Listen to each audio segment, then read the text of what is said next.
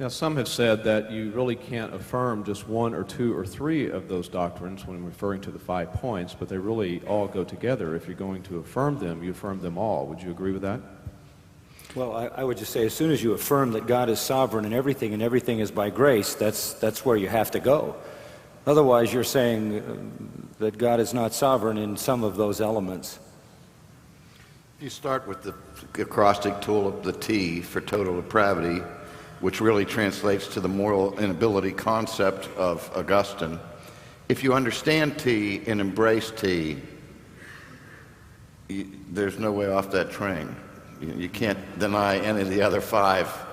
I used to teach at college, and I would labor the T with my students in the class, and when I was done with the T, I would say, how many of you affirm this? And I had 30 kids in the class, and they all raised their hands. And so on the left-hand side of the blackboard, I wrote the number 30, and then I underlined it and asked to the janitor, please do not erase.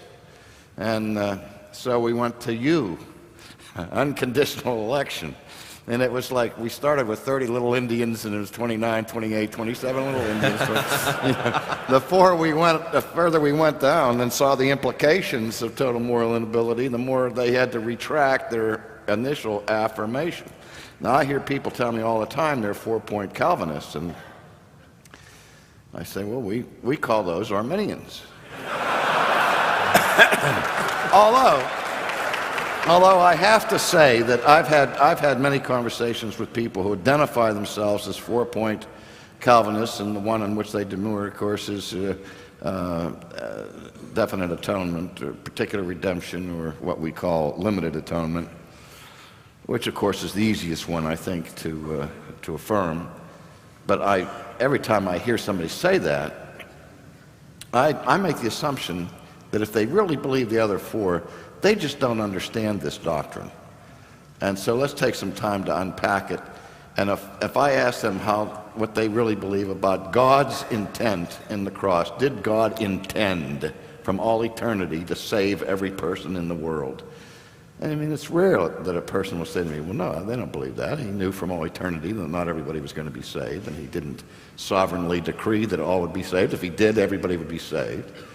And so, did Jesus fail on the cross to fulfill the task that the Father had given? Well, no, we wouldn't want to say that. Well, I said, well, then how can you? They just didn't understand the doctrine.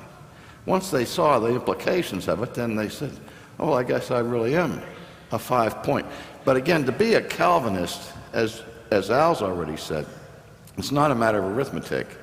Adding 1 to 5. I wrote a book called Grace Unknown, really as something to help our elders and lay people to understand the essence of Reformed theology. And I labored the point that the 5 points are 5 points of historic controversy, but if you embrace every one of the 5 points, you still don't have the Reformed faith, because Reformed theology embraces Catholic doctrines as well as those 5 points, and even justification by faith alone is not in the 5 points. So there's a lot more to Reformed theology than those 5 particular distinctives.